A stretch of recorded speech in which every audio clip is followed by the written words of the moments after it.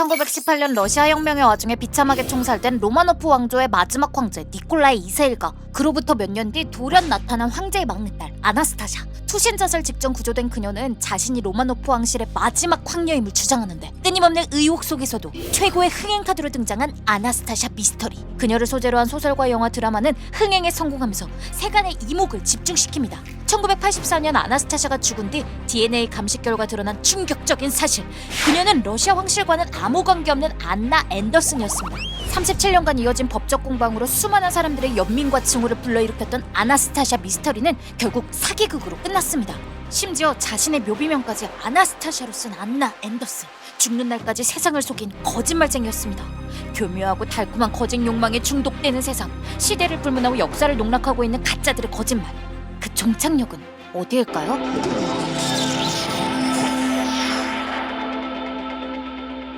1957년 8월 30일 밤 경주 경찰서장은 전화 한 통을 받고 온몸이 얼어붙었습니다.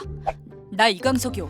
아버님의 밀명으로 풍수의 상황을 시찰하러 왔어. 아이고 귀하신 몸이 어찌 올라오셨나이까. 화들짝 놀라 한 대를 매달려온 경주 경찰서장. 업무를 내팽개친 채 불국사 관광의 기념사진까지. 이강석이라는 청년은 극진한 왕대의 두둑한 거마비까지 챙겼죠. 다음 행차는 경북 영천과 안동. 귀하신 몸은 뜨거운 영접을 받고 수재의연금 명목으로 거액의 돈까지 뜯어냅니다. 사흘 동안 경상북도를 휘젓고 다닌 이강석의 3일 천하는 결국 덜미가 잡히고 맙니다. 경찰서장, 시장, 군수까지 내로라는 높으신 분들이 줄줄이 낚여 허춤을 추게 만든 이름 이강석. 이강석은 당시 국부로 추앙받던 이승만 대통령이 친자식처럼 아끼는 양아들의 이름이었습니다. 누구인가? 그런데 진짜 대통령이 양자라면 경찰에 체포될 일은 없었겠죠? 자, 이제부터 이강석에게 무슨 일이 있었는지 한번 알아봐야겠습니다. 과연 진짜 귀하신 몸 이강석은 누구였을까요? 이강석은 나는 새도 떨어뜨린다는 자유당 정권의 2인자이자 민의원 의장인 이기붕의 큰아들이었습니다. 이승만의 비서 출신으로 정치적 기반을 다진 이기붕은 그야말로 이승만의 수족이나 다름없는 사람이었죠. 이강석은 1957년 3월 이승만의 83세 생일에 대통령의 양자로 입적됐습니다. 대한민국 1인자를 양아버지, 2인자를 친아버지로 둔 이강석은 사실상의 3인자라고 해도 과언이 아니었죠. 오만방장 각하의 아들 이강석은 대낮에 헌병을 구타하고 파출소 기물을 때려부셔도 누구 하나 입도 뻥끗할 수 없었습니다. 최고의 특혜를 누린 이강석의 비화가 하나 더 있는데요. 당시 서울대 법대에 부정 편입한 이강석 때문에 법대생들이 동맹유학에 들어가는 사태가 벌어지기도 했답니다. 결국 이강석은 서울대를 그만두고 육사에 들어가게 됩니다. 이쯤에서 이강석을 사칭했던 가짜의 정체를 밝히면 이강석과는 일면식도 없는 22살의 대학 입시 낙방생 강성병이라는 청년이었습니다. 이강석 사건은 이기붕 일가의 위세가 얼마나 대단했는지를 보여주는 하나의 해프닝에 불과했습니다. 가짜 이강석 강성병에 대한 공판이 열린 그해 10월 1일 재판정에는 대구지방법원이 생긴 이래 최대 인파가 몰려들어 북새통을 이뤘습니다. 방청권을 나눠줄 정도로 몰려든 인파 때문에 판사의 법보까지 찢어지는 소동이 벌어졌죠. 대담한 사기행각처럼 강성병은 재판정에서도 태연하게 자유당 정권과 권력을 조롱했습니다. 강성병의 한마디에 빵 터진 방청석. 할리우드 같으면 60만 달러의 연기료를 받을 수 있는데 나는 연기료 대신에 벌을 받게 되었다. 결국 이강석 사기극은 징역 10개월의 실형 선고로 막아내렸지만 귀하신 몸은 당시 국민적인 유행어가 됐습니다. 아, 저기 온다. 귀하신 몸 행차하시나이까? 저 어른이 누구신가요? 경무대에서 똥을 치는 분이요. 이강석 사건 때문에 유탄을 맞은 사람도 있었습니다. 시사만화가 김성환 화백은 동아일보에 연재한 시사만평 고바우 영감으로 벌금형을 선고받았는데요. 가짜 이강석 사건으로 만천하에 드러난 경무대의 위세를 비꼰 이 만화는 국내 언론사상 시사만화의 첫 필화 사건으로 기록됩니다. 왼쪽이 강성병, 오른쪽이 바로 천하를 호령했던 진짜 귀하신 몸 이강석입니다. 닮은 듯 아닌 듯 헷갈리죠? 어쨌든 날고 긴다는 고관대장 높으신 분들이 가짜 이강석에게 너나 할 것 없이 머리를 조아린 이유는 무엇이었을까요? 그의 뒤에는 자유당 정권의 1인자인 이승만 대통령과 2인자인 이기붕 민의원 의장이 있었습니다. 이승만이 집권한 제1공화국의 통치 기반은 자유당이었습니다. 자유당은 6.25 전쟁의 와중에도 이승만의 권력 기반을 더 탄탄히 다지기 위한 포석으로 창당된 건데요. 당시 국방부 장관이었던 이기붕은 자유당 창당 과정을 주도해 이승만의 눈에 듭니다. 이승만의 신임을 얻은 이기붕은 1953년 자유당 중앙위원회 의장이 선출되고 1954년부터는 제2, 3, 4대 민의원 의장을 지내며 마침내 권력의 2인자로 등극합니다. 장남 이강석까지 이승만 대통령이 양자로 입적시키면서 이기붕의 자택은 서대문 경무대로까지 불렸죠.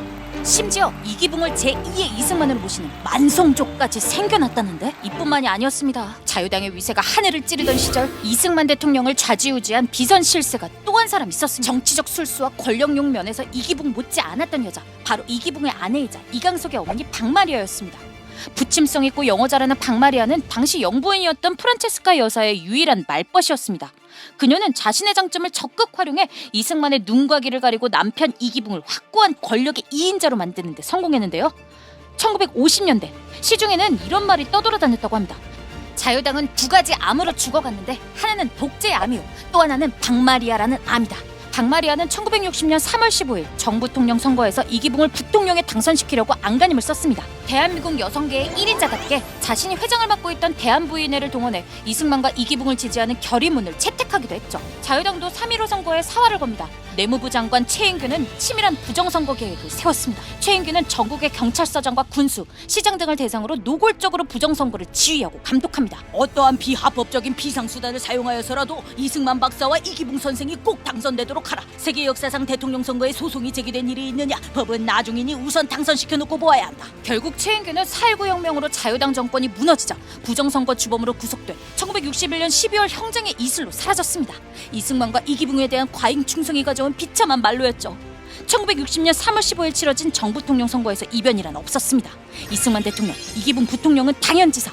하지만 이들의 축배는 오래가지 못했습니다. 1960년 3월 15일 마산에서 처음 시작된 부정선거 규탄 시위는 전국으로 퍼져나갔습니다. 4.19 의거가 일어난 겁니다. 결국 1960년 4월 26일 오전 10시 30분 라디오에서는 이승만 대통령의 하야 성명이 흘러나왔습니다. 이승만 정권의 몰락과 함께 서대문 경무대로 불리던 이기붕의 자택 역시 시위대의 습격으로 아수라장이 되고 맙니다. 대통령의 양자로 세상에 거칠 것 없던 진짜 귀하신 몸의 명도 그리키지 못했습니다. 1960년 4월 28일 경무대로 피신한 이기붕 일가에 돌이킬 수 없는 비극이 일어납니다. 육군 소위 이강석은 아버지 이기붕과 어머니 박마리아, 동생 이강욱을 차례로 쏜 뒤 자살로 끝을 맺었는데요. 천하를 호령했던 이기붕 일가의 최후는 참혹했습니다. 그리고 3년 뒤인 1963년 8월 가짜 이강석, 강성병 역시 자살로 삶을 마감하며 죽음까지도 진짜를 따라갔습니다. 대한민국을 좌지우지했던 2인자의 죽음은 너무나도 허망했습니다. 조사도 없이 연결식이 끝났고 값싼 목관의 허름한 수혜를 입은 채 이기붕은 세상과 하직하고 망우리로 갔습니다. 불의한 권력은 그렇게 허망하게 역사의 뒤안길로 사라졌습니다. 서대문 경무대로 불리던 이기붕의 자택은 국가에 환수되어 4.19 혁명 도서관이 들어섰습니다. 국민에게 탈취했던 재산이 다시 국민의 품으로 돌아간 거죠. 곱씹어봐도 씁쓸한 가짜 이야기는 오랜 시간이 지나도 끈질기게 살아남아 왔습니다. 돌이켜보면 시대마다 그럴듯한 가짜들은 세상 사람들을 속이며 진짜를 사칭하고 다녔던 거죠. 지난 60년 전 이강석과 강성병, 진짜와 가짜의 기이한 인연은 이렇게 끝났습니다. 강성병은 그저 자신을 비관한 잡범에 불과했을까요? 아니면 권력을 비웃고 세상을 조롱한 쾌남아였을까요?